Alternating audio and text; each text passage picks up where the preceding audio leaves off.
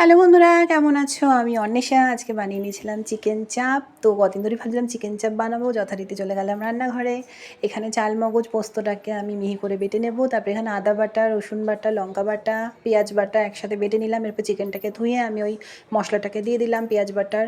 এদিকে দিয়ে দিলাম চাল মগজ, পোস্ত বাটা, এখানে টক দই দিয়ে দিলাম, স্বাদ মতন লবণ দিয়ে দিলাম কাশ্মীরি লঙ্কা, এখানে দিয়ে দিলাম অল্প ঝাল লঙ্কার গুঁড়ো, সাদা তেল, আর দিয়ে দিলাম এভারেস্টের শাহি বিরিয়ানি মশলা।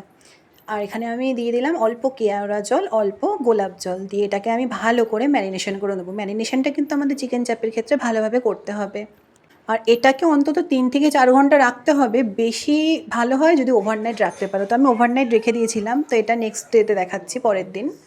তো এখানে আমি সাদা তেল দিয়ে আমি এখানে চিকেনগুলোকে দিয়ে দিলাম একে একে। তো চিকেনগুলোকে একটু ভেজে উল্টে পাল্টে আমাদের ভেজে নিতে হবে। তো চিকেনটা ভাজা হয়ে গেলে এখানে আমি আরও কিছুটা চিকেন দিয়ে দিয়েছিলাম। তো এটাকে ভালো করে একটু ভেজে নিতে হবে। তারপরে আমি এখানে দিয়ে দিয়েছিলাম যে মশলাটা আমি করে রেখে দিয়েছিলাম, সেই মশলাটা। তারপরে আমি এটাকে কিছুক্ষণ হতে দেবো ঢাকা চাপা দিয়ে। তো এখানে দিলাম অল্প মিঠা আতর, দুধে ভেজানো জাফরান বা কেশর, এখানে দিলাম স্বাদ অনুযায়ী একটুখানি চিনি, যাতে স্বাদটা ব্যালেন্স হয়ে যায়। তো আমি এটাকে কিছুক্ষণ হতে দেবো। তো দেখো আমার চিকেনটা এখানে প্রায় হয়ে এসছে। তো হয়ে গেল আমার চিকেন চাপ। লাচ্ছা পরোটা, রুটি, বিরিয়ানির সাথে খুব ভালো লাগে। কেমন জানিও। টাটা আজকের মতো।